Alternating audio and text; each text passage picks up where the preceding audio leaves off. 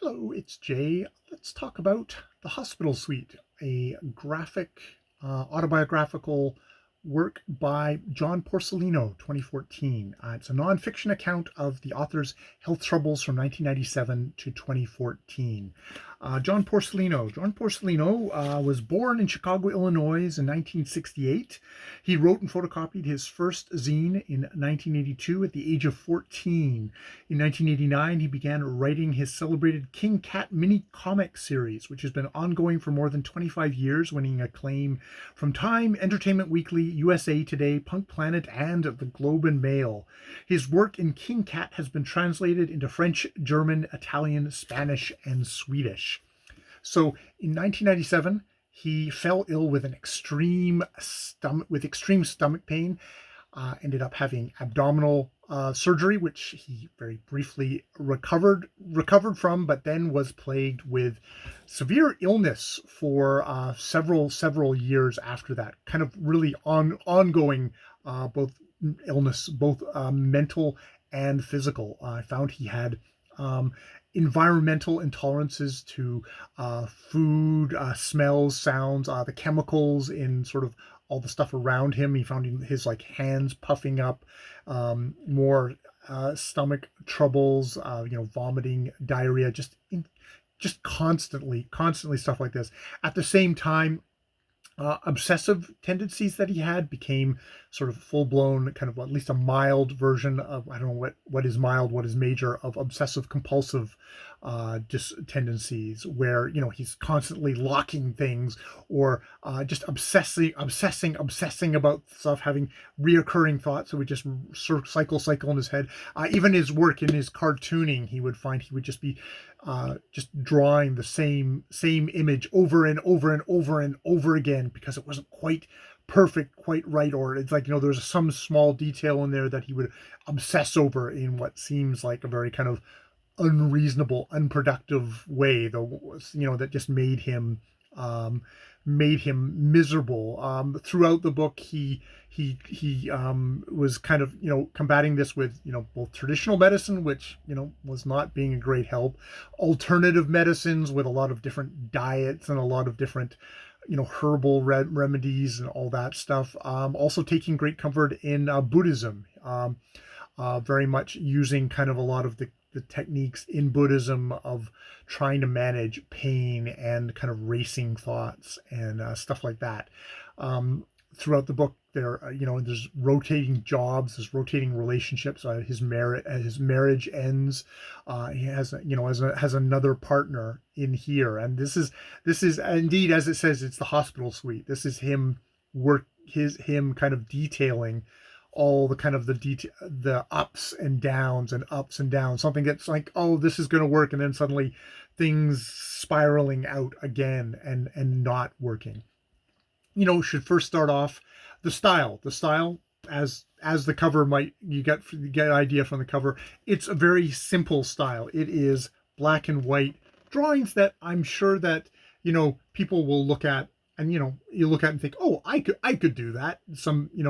That's simple drawing, but it is, I would argue that this is deceptively simple.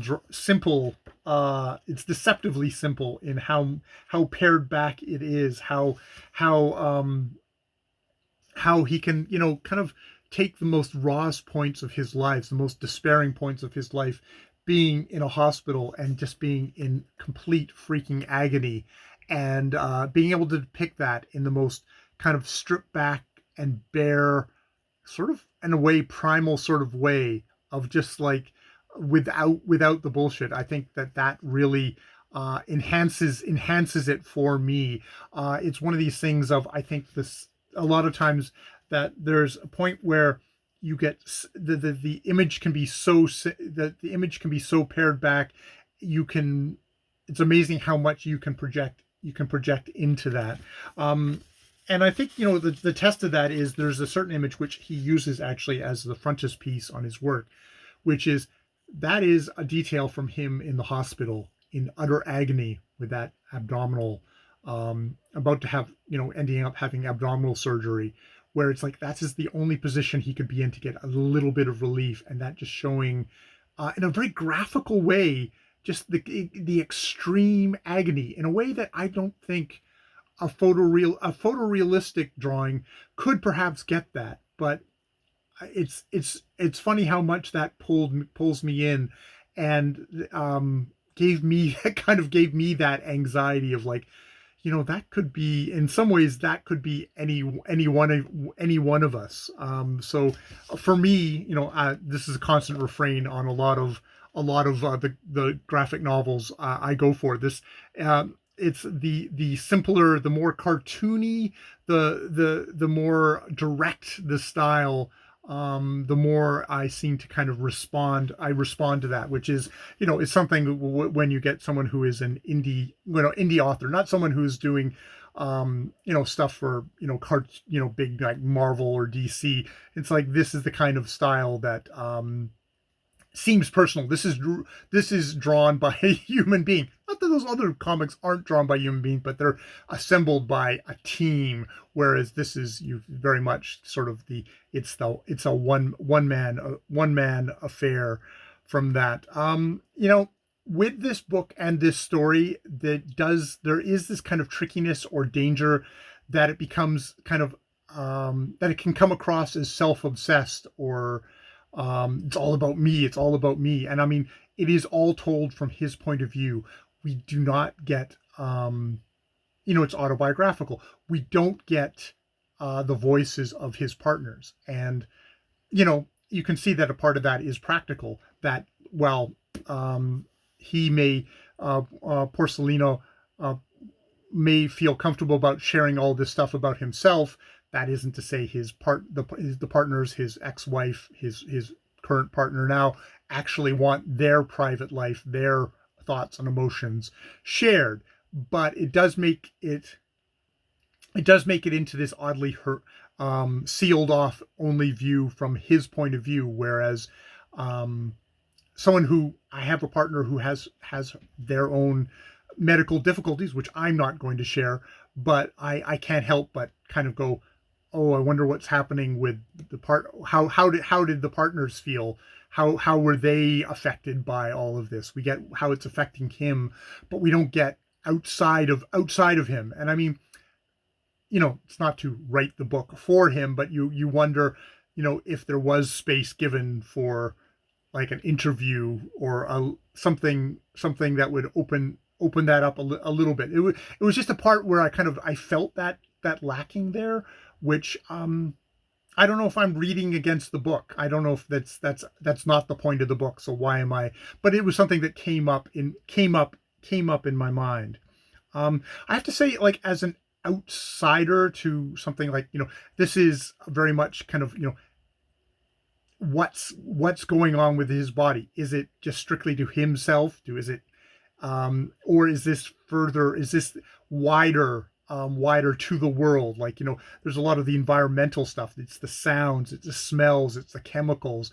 It reminded me of the 1995 movie Safe, Todd Haynes movie that starred Julianne Moore as a sort of suburban housewife who starts falling ill and goes into kind of all the kind of the self-help, alternative medicine area, and sort of gets away from the kind of the suburban kind of what, living in a house, all the chemicals, eating, whatever crap foods or all that sort of stuff, to kind of going further and further away from that to ending up kind of living kind of sealed up in this, like, environmental yurt in like kind of a commune.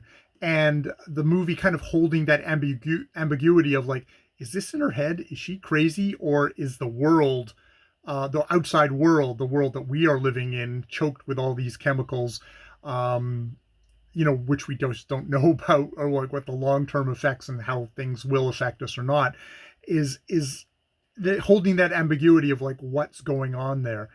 And, there's that thing of like, I don't think that's Porcelino's,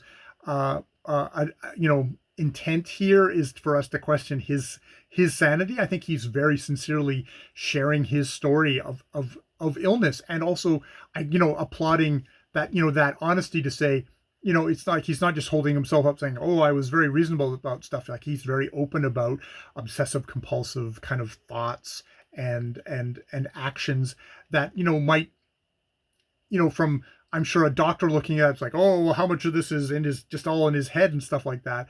But there's, I like, and he doesn't try and push like, oh, here is the solution, here's the one thing. He kind of goes up and goes down. The book kind of ends on a kind of an up, but you, to be honest, you get the feeling that no, this is going to continue, that there's going to be a cycle that continues here, but that it opens you up to kind of an empathy to go, you know, yeah, there may be a psychological thing here, but that doesn't preclude that the world isn't terribly wrong, in a sense, that the environment, that how we structure things isn't, you know, is just being kind of antithetical to people having physical and mental health around there. So I I like kind of trying to hold both in there.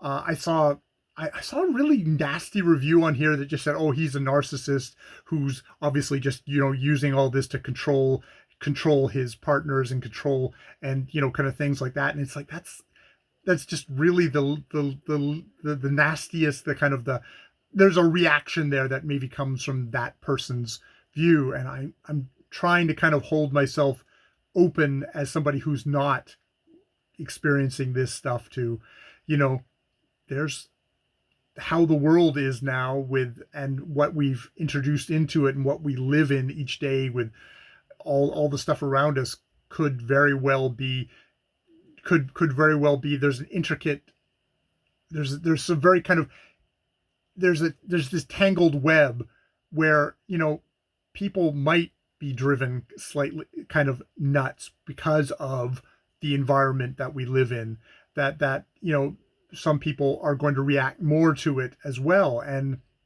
having to deal with our medical the you know, our medical thing. He is an American, and I can't imagine just all the additional stresses of trying to, you know, pay for searching for some kind of remediation, some way of being able to live kind of, you know, a bearable life to not being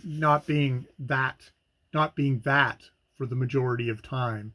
And just, you know, the empathy that gets generated just by looking at that image, and hearing this, the story that goes along with it through the text is quite beautiful, and is kind of is holding in my head in a way which I really appreciate. You know, up there with Safe as something that I think will linger in my head. All right. I guess that's probably what I have to say about the Hospital Suite by John Porcellino. I will leave it there. More videos later.